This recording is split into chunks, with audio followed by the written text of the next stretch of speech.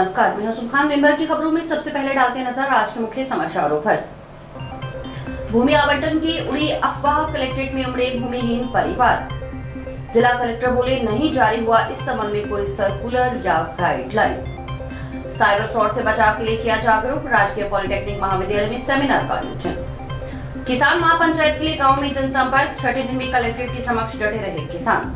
चोरी की बढ़ती वारदातों से ग्रामीण भयभीत, पुलिस चौकी समक्ष धरना प्रदर्शन की चेतावनी। अब खबरें विस्तार से। भूमिहीन परिवारों को विशेष भूमि आवंटन की उड़ी अफवाह ने मंगलवार को ऐसे परिवारों की खासा दौड़ धूप करवा दी। सैकड़ों की तादाद में भूमिहीन परिवार घर का काम धंधा व दिहाड़ी मजदूरी छोड़कर कलेक्ट्रेट में जुट गए और विशेष भूमि आवंटन के लिए ई-मित्रा से आवेदन फार्म प्राप्त कर मुख्यमंत्री के नाम उन्हें भर दिया।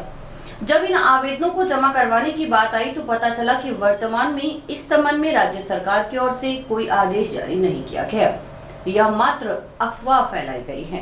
जिला कलेक्टर ने भी कहा कि इस संबंध में कोई सर्कुलर या गाइडलाइन जारी नहीं हुई है। बाकायदा प्रशासन की ओर से इस संबंध में सूचना भी चस्पा करनी पड़ी। इस पर भूमि मिलने की आस लेकर कलेक्ट्रेट में जुटे नागरिक मायूस चेहरों के साथ वहां से वापस लौट गए। फतेहगढ़ ग्राम पंचायत की श्याम सिंह वाला आवास निवासी मनजिंदर सिंह ने बताया कि वह जमीन के लिए आवेदन फार्म भरने कलेक्ट्रेट आया। उसे ग्राम पंचायत सरपंच के जरिए सूचना मिली कि सरकार की ओर से बिना जमीन वाले लोगों को जमीन देने के लिए फार्म भरवाए जा रहे हैं। इस पर उसने कलेक्ट्रेट पहुंचकर फार्म जमा करवाया, लेकिन यहां आकर पता चला कि सरकार की ओर से इस संबंध में कोई आदेश जारी नहीं किया गया।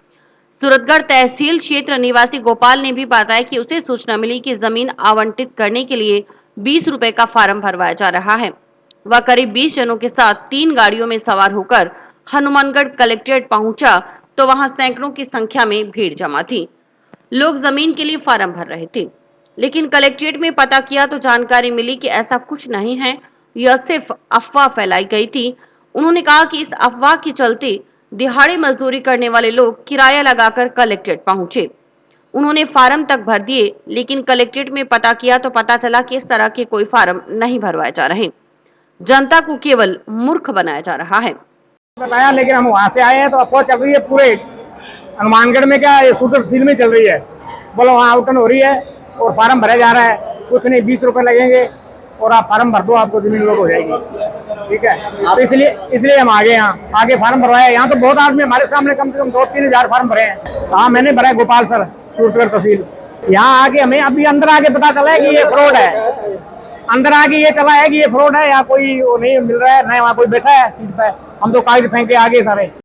गोपाल सर पंचायत निवासी बलविंदर सिंह ने बताया कि ई-मित्रा संचालक जमीन आवंटन का फार्म देने के नाम पर 20-20 रुपए लेकर भोली भाली जनता को गुमराह कर रहे हैं। उन्होंने ई-मित्र संचालक के खिलाफ भी कार्रवाई करने की मांग की। ई-मित्रा की दुकानों ने ये फार्म है, ये फार्म दे रखा है, वो फार्म दे रहे हैं, 20-20 रुपए लूट रहे हैं। वो अपने धंधा बना रखा उन्होंने, भोली वाली जनता को गुमराह कर रहे हैं और इन पे कार्रवाई होनी चाहिए। हम मांग करते हैं कि हम आज 500 रुपए दिहाड़ी छोड़ के यहाँ पर आए हैं तो हम कार्रवाई कर अपने धरना देंगे। हम बाहर निकलेंगे, अभी हम धरना देंगे वहाँ पे बैठ के। हम यहाँ पे आए हैं, यहाँ पे सूचना पे लिखा हुआ है कि ये सब फ्रॉड है, आपके साथ धोखा हो रहा है। उधर जिला कलेक्टर कानाराम ने बताया कि राज्य सरकार हर वर्ग के सर्वांगीण विकास के लिए प्रतिबद्धता से कार्य कर रही है। जिला प्रशासन हनुमानगढ़ अंतिम छोर तक प्रत्येक व्यक्ति को पूरी संवेदनशीलता और पारदर्शिता से विभिन्न जन कल्याणकारी योजनाओं से लाभान्वित करने में जुटा है। कलेक्टर ने बताया कि जिले में भूमिहीन परिवारों को विशेष भूमि आवंटन के भ्रामक समाचार फैलाए जा रहे हैं, जिसके लिए कलेक्ट्रेट में आवेदन करने के बाद भी फैलाई जा रही है। उन्होंने बताया कि यह सिर्फ अफवाह है, इस संबंध में राज्य सरकार से कोई भी आदेश जारी नहीं किया गया। कानाराम ने जिले वासियों से अपील की कि इस तरह के समाचारों से भ्रमित न हो। आवंटन के संबंध में कोई भी निर्देश प्राप्त होने पर उचित माध्यम से अवगत करवा दिया जाएगा, इसलिए आवेदन पत्रों में व्यर्थ ही अपना धन और समय बर्बाद नहीं करें। मेरे संज्ञान में लाया गया है और इस क्रम में मैं सभी जिलेवासियों को स्पष्ट करता हूँ कि वर्तमान में ऐसी कोई गाइडलाइन या सर्कुलर जारी नहीं हुआ है और इसमें जिस तरह के ज्ञापन प्राप्त हुए हैं उसके लिए ग्रामवासियों को कलेक्ट्रेट आने की आवश्यकता नहीं है। जब भी ऐसी कोई गाइडलाइन जारी होगी तब उस समय आपको ग्राम पंचायत लेवल पर पर्याप्त प्रशासन करके 50% किया जाएगा अतः आप किसी के बहकावे में नहीं आए और इस तरह की जो सूचनाएं होगी तो प्रशासन के द्वारा सबसे पहले आपका अवगत करेंगे। राजकीय पॉलिटेक्निक महाविद्यालय के छात्र छात्राओं को साइबर सुरक्षा संबंधी जानकारी देने के लिए मंगलवार को कॉलेज प्रांगण में सेमिनार का आयोजन किया गया। इसमें साइबर सेल प्रभारी वाहिगुरु सिंह व अभय कमांड सेंटर प्रभारी डॉक्टर केंद्र प्रताप ने वर्तमान में बढ़ रहे साइबर फ्रॉड को किस प्रकार से कम किया जा सके इस पर जानकारी थी। फ्रॉड होने पर तुरंत 1930 पर या cybercrime.gov.in पर अपनी शिकायत दर्ज करवाने को कहा। पासवर्ड दिए नहीं। जीमेल के पासवर्ड के अंदर 2 स्टेप वेरिफिकेशन होता है। 2 स्टेप वेरिफिकेशन जरूर लगाएं, वो भी किसी दूसरे नंबर पे ओटीपी आए। ये मेरा मोबाइल है, मेरे इसके अंदर जीमेल आईडी है जिस बेस पे ये फोन चलता है।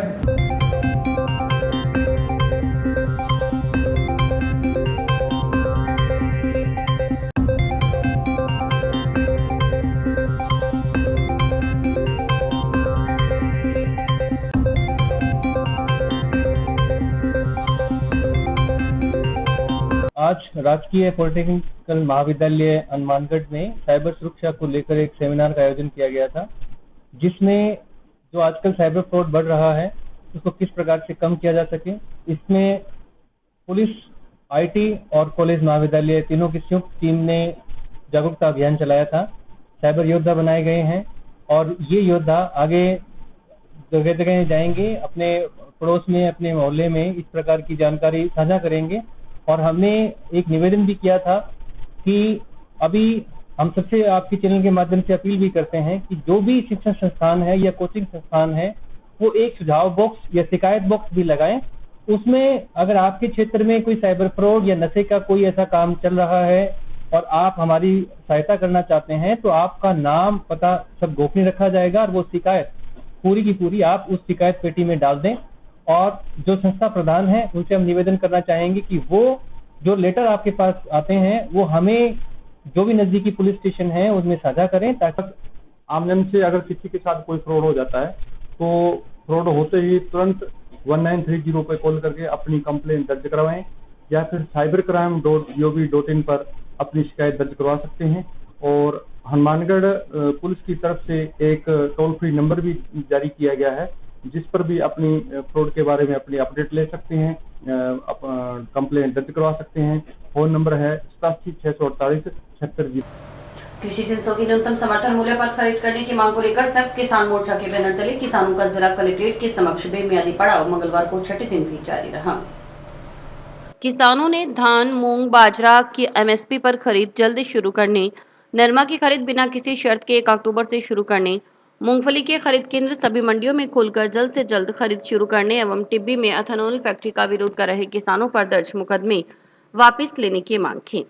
दूसरी तरफ 26 सितंबर को कलेक्ट्रेट के समक्ष प्रस्तावित महापंचायत को लेकर किसान प्रतिनिधियों की ओर से गांव-गांव जाकर किसानों से संपर्क कर महापंचायत में शामिल होने का निमंत्रण दिया जा रहा है। मंगलवार को किसान प्रतिनिधियों ने हेन्ना वाली, 20 जग, झंडा वाली, चिश्तियां, मलकोका, बनवाला, पक्का सारना, मानकसर, चंदड़ा, नवा सहित कई गांवों में जनसंपर्क किया। जनसंपर्क के दौरान नुक्कड़ सभाओं में भारतीय किसान यूनियन के जिलाध्यक्ष रेशम सिंह मानुका ने कहा कि किसान मूंग, धान, बाजरा, मूंगफली सहित खरीफ की अन्य ऐसी फसलें जिनकी एमएसपी घोषित की गई है उनकी न्यूनतम समर्थन मूल्य पर खरीद की मांग कर रहे हैं।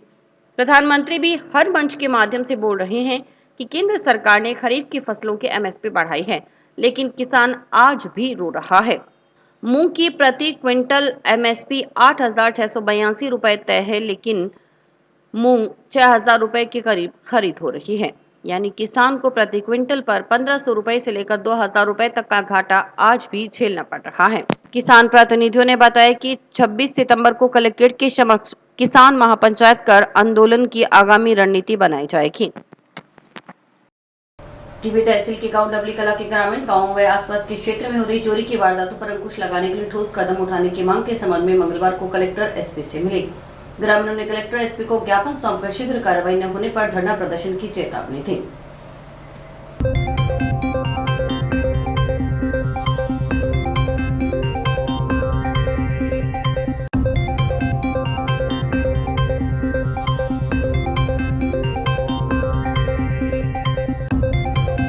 एसपी ऑफिस आए हैं हम ज्ञापन देने के लिए कि हमारे पिछले 6 महीनों से क्षेत्र में चोरियां बहुत ज़्यादा हो रही है।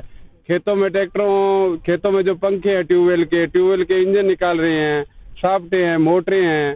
पिछले 6 महीनों से 70-80 चोरियां हो चुकी है।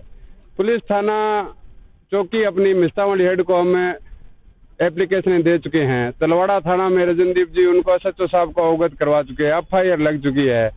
20 बार किसान वहां जाके अवगत कराए हैं भी हमारी चोरियां हो रही है। आए दिन हर किसान भय के वातावरण है भी एक किसान खेत में काम करेगा या इन चोरों की रुखवाली करेगा। शाम को खेत के अंदर सामान छोड़ के जाते हैं, पंखे हैं, इंजन है, सुबह जाएंगे वहां पे तो हमें मिलेगा नहीं।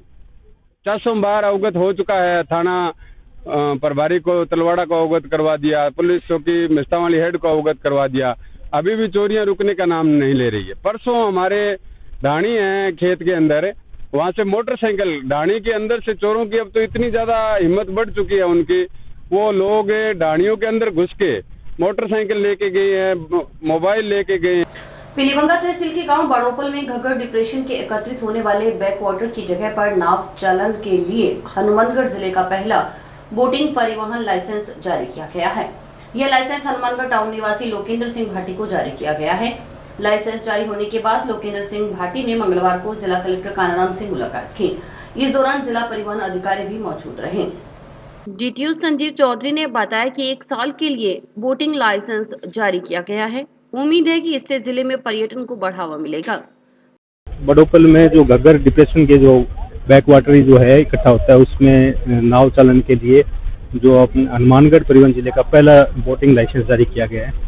उम्मीद है कि इससे हनुमानगढ़ जिले में पर्यटन भी बढ़ेगा और जिले की उन्नति का उत्मार्ग अग्रसर होगा। बोटिंग लाइसेंस में इंस्पेक्शन है इनका, 1 साल की लाइसेंस जारी होता है, हर 6 माह से फिटनेस होती है। तो जो पहले 2 लाइसेंस जारी किए गए हैं वो यहाँ के देखिए। लोकेंद्र सिंह भाटी ने कहा कि टूरिज्म के मामले में हनुमानगढ़ हमेशा पिछड़ा हुआ था, क्योंकि यहाँ कुछ ऐसा नहीं था जिसकी वजह से लोग यहाँ घूमने आ सकें। बड़ोपल को हम झीलों की नगरी का नाम दे सकते हैं। बड़ोपल में बाहर से पक्षी आते हैं। टूरिज्म की बात करें तो वहाँ का नेचर काफी अच्छा है। पहाड़ों के बीच में पानी बहुत जगह देखा होगा, लेकिन धोरों के बीच में पानी अपने आप में अद्भुत है। बड़ोपल को टूरिज्म के क्षेत्र में बढ़ावा देने के लिए राज्य सरकार की ओर से और कदम बढ़ाने चाहिए, ताकि सरकार वहां जितना इन्वेस्ट करे उससे आम जनता व आसपास के राज्य को फायदा मिले। क्यों न हनुमानगढ़ को जैसलमेर जैसा बना दिया जाए, जिससे लोग जैसलमेर को भूल जाएं। उन्होंने बताया कि बड़ोपल में सेफ्टी को ध्यान में रखते हुए कार्य किया जाएगा, ताकि किसी भी टूरिस्ट को किसी भी तरह का नुकसान न हो और इसी तरह टूरिज्म का कर्म आगे बढ़ता रहे। मैं सबसे पहले पूरे हनुमानगढ़ प्रशासन का, डीटीओ साहब का, कलेक्टर साहब का धन्यवाद करूंगा जिन्होंने इस शुरुआत को पहल दी। टूरिज्म के मामले में हनुमानगढ़ हमेशा पिछड़ा हुआ था, क्योंकि यहाँ कुछ ऐसा था ही नहीं जिससे लोग पब्लिक यहाँ घूमने आ सके। तो बड़ोपल को हम एक छोटा नाम दे सकते हैं, झीलों की नगरी। बड़ोपल में जो फील है, बर्ड्स बाहर से आते हैं और जो टूरिज्म के अकॉर्डिंग देखें तो वहाँ का नेचर बहुत अच्छा है। पहाड़ों के बीच में पानी हमने बहुत जगह देखा होगा, परंतु धोरों के बीच में पानी एक अपने आप में एक अद्भुत जगह है। तो मेरा तो यही कहना है कि बड़ोपल को बढ़ाने के लिए राजस्थान सरकार को और कदम बढ़ाने चाहिए। जोधपुर विद्युत वितरण निगम लिमिटेड हनुमानगढ़ की वृत्त स्तरीय VCR मॉनिटरिंग एवं रिव्यूइंग कमेटी की मीटिंग मंगलवार को अधीक्षण अभियंता कार्यालय में हुई। डिस्कॉम के अधीक्षण अभियंता RR सारण की अध्यक्षता में हुई बैठक में डायरेक्ट बिजली चोरी के केस व घरेलू विद्युत कनेक्शन से किसी दुकान या अन्य व्यावसायिक गतिविधि में बिजली देने के प्रकरणों में जन सुनवाई की गई। बैठक में कुल 40 प्रकरण जन सुनवाई में रखे गए। सुनवाई कर अधिकतर मामलों का निस्तारण किया गया। SC RR सारण ने बताया कि जन सुनवाई में प्रयास रहता है कि सभी प्रकरणों का निस्तारण किया जाए। किसी कारणवश किसी प्रकरण का निस्तारण नहीं हो, उसे अगली बैठक में निस्तारित करवाया जाता है। SC ने बताया कि नए मीटर डिस्कॉम को प्राप्त हो चुके हैं, खराब मीटर बदलवाए जा रहे हैं। वहीं बिजली चोरी करने वालों के खिलाफ विजिलेंस टीम लगाकर कार्रवाई कर रही है। उन्होंने बताया कि वर्तमान में डिस्कॉम की एक बहुत ही महत्वाकांक्षी योजना PM सूर्य घर मुफ्त बिजली योजना चल रही है। इस योजना के तहत नागरिकों से अपील की जा रही है कि अपने घरों पर सोलर रूफटॉप लगवाएं। इसके लिए केंद्र सरकार की ओर से सब्सिडी दी जा रही है। इससे विद्युत तंत्र पर भी लोड कम होगा। जी सर, बताएं आज ये क्या कार्यक्रम रहा है? आज हमारी जिला स्तरीय सेटलमेंट कमेटी की मीटिंग है और इसमें 2 तरह के केसेज है जिनकी हम जो सुनवाई कर रहे हैं, इसमें एक तो जो डायरेक्ट चोरी के केस हैं, जो लोग बाग जो हमारे विजिलेंस ऑफिसर है, हमारे फील्ड के ऑफिसर है, जिन्होंने डायरेक्ट चोरी जैसे बीच में से सर्विस लाइन काट के ले ली, या डायरेक्ट है जो हुकिंग करते हैं कुछ लोग जिनका कनेक्शन नहीं है, वो लोग बाग डायरेक्ट बिजली चोरी की परिभाषा में आते हैं, जिनके ऊपर जो अपना है एक्ट की धारा 135 लगती है।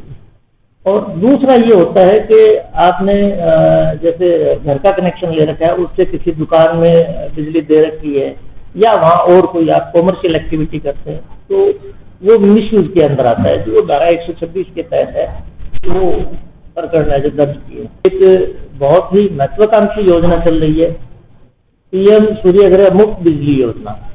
तो इसके अंदर हम सभी से ये अपील कर रहे हैं कि अपने घरों पे रूफटॉप सोलर लगवाएं। 1 किलोवाट तक हम उसमें 30,000 रुपए की सब्सिडी है, सेंट्रल गवर्नमेंट की तरफ से आ रही है। 2 किलोवाट तक 60,000 और 3 किलोवाट तक 78,000 रुपए की सब्सिडी है, वो उसमें मिल रही है। मैक्सिमम 78,000 रुपए आप बड़ा सोलर पावर प्लांट भी अपने घर पे लगा सकते हैं। तो मेरा सभी से ये अनुरोध रहेगा कि लोग ज्यादा से ज्यादा है वो ग्रीन एनर्जी की तरफ जाए और रूफटॉप सोलर। आमजन की समस्याओं के समाधान के लिए जिला प्रशासन लगातार प्रयासरत है। इसी सिलसिले में जिला कलेक्टर कानाराम ने भादरा ब्लॉक के राजकीय उच्च माध्यमिक विद्यालय निनाण में सोमवार को रात्रि चौपाल की और 42 परिवेदनाएं सुनी। इससे पहले विभागीय अधिकारियों ने जन कल्याणकारी योजनाओं के बारे में विस्तार से बताया। जिला कलेक्टर ने जिला स्तरीय अधिकारियों को रात्रि चौपाल में आए परिवारों को प्राथमिकता से निस्तारण करने के निर्देश दिए। रात्रि चौपाल में चक सरदारपुरा की खाला अवधि बढ़ाने, शिव मंदिर और ढाणी में पानी की पेयजल आपूर्ति, श्री कृष्ण गौशाला समिति के ऊपर से निकल रही विद्युत लाइन को स्थानांतरित कराने, विद्युत मीटर बदलाने, 10 MK जर्जर खाले को पुनः बनवाने, कल्याण भूमि, रामदेव मंदिर में चोरी सहित अन्य विषयों पर ग्रामीणों ने परिवाद सौंपे। साथ ही शेरपुरा ग्राम पंचायत में आम रास्ते से बिजली पोल हटाने, हड्डा रोडी की जगह बदलने, प्रधानमंत्री आवास योजना में अतिक्रमण, खाद्य सुरक्षा में नाम जोड़ने, राजस्व में नामांतरण खुलवाने, सीमा ज्ञान को लेकर परिवाद मिले। जिला कलेक्टर ने PHED के अधिकारियों को अलग अलग वार्ड में पानी के सैंपल लेकर जांच रिपोर्ट प्रस्तुत करने के निर्देश दिए। उन्होंने कहा कि जल जीवन मिशन में प्लान बनाते समय जो ढाणियां वंचित रह गई थी, उनका रीसर्वे में कनेक्शन कराया जाए। जिला कलेक्टर ने कहा कि आमजन पात्रता अनुसार राज्य सरकार की विभिन्न योजनाओं का अधिकाधिक लाभ उठाएं। योजनाओं में लाभ लेने के लिए ई-मित्र महत्वपूर्ण भूमिका निभाता है। कृषक साथी यूरिया की जगह वैकल्पिक SSP का इस्तेमाल करें। उन्होंने चोरियों की रोकथाम के लिए गश्त बढ़ाने के भी निर्देश दिए। राजस्थान के कोटा में आयोजित 68वीं राज्य स्तरीय नेटबॉल प्रतियोगिता 14 वर्षीय छात्र छात्रा वर्ग में हनुमानगढ़ की टीम ने बाजी मारी। टीम ने इस प्रतियोगिता के फाइनल में शानदार प्रदर्शन करते हुए प्रतियोगिता का खिताब अपने नाम किया।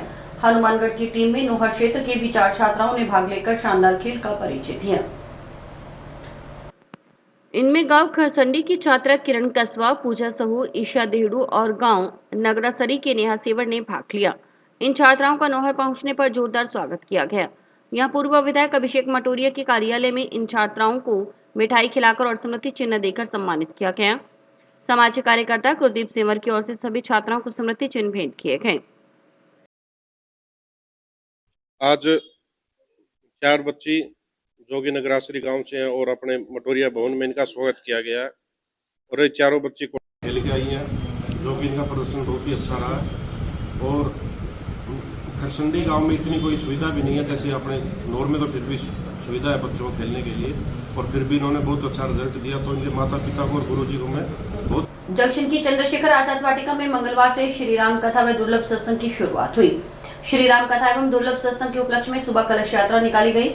कलश यात्रा शिव कुटिया से प्रारंभ होकर मुख्य मार्गों से होती हुई कथा स्थल वाटिका पहुंची। कथा का वाचन बाल संत हरिदास महाराज ऋषिकेश वाले कर रहे हैं। कथा का वाचन दोपहर 2 बजे से शाम 5:30 बजे तक हो रहा है।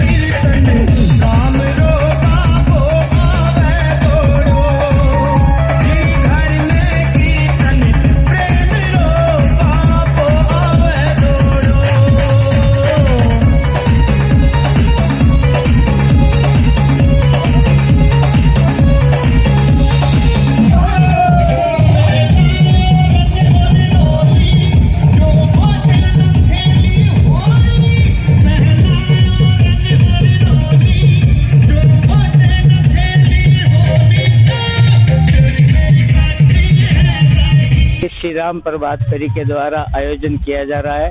श्री राम प्रभात फेरी जो सुबह रोजाना 5 से 6 बजे तक हाउसिंग बोर्ड सेक्टर 12 और नई खुंजा के अंदर जितनी भी गलियां हैं उनसे 1 घंटा प्रतिदिन घूमकर वापस शिव कुटिया से रवाना होती है, शिव कुटिया ही पहुंचती है।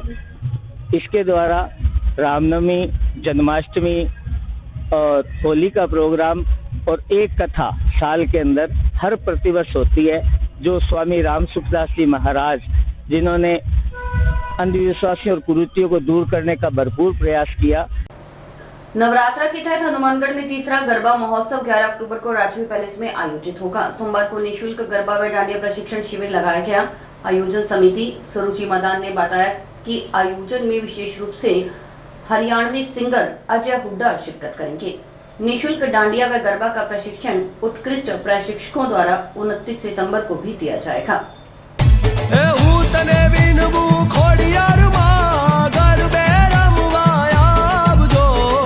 सरखे सरखी साहे लड़ी माँ रमवानी श्रीयाद, सरखे सरखी साहे लड़ी माँ रमवानी श्रीयाद। रमती रमती रमती रमती रमती रमती रमती रमती रमती रमती आवे मारी रमती आवे, आज मात में लड़ी रमती आवे रे माँ।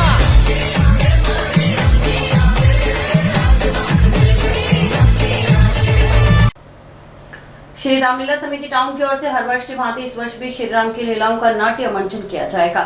श्री रामलीला का मंचन 28 सितंबर से 13 अक्टूबर तक होगा। 12 अक्टूबर को दशहरा उत्सव धूमधाम के साथ मनाया जाएगा। इस उपलक्ष्य में भूमि पूजन विधि विधान से किया गया। इसके अलावा सुंदरकांड मित्र मंडली की ओर से सुंदरकांड पाठ का भी आयोजन किया गया।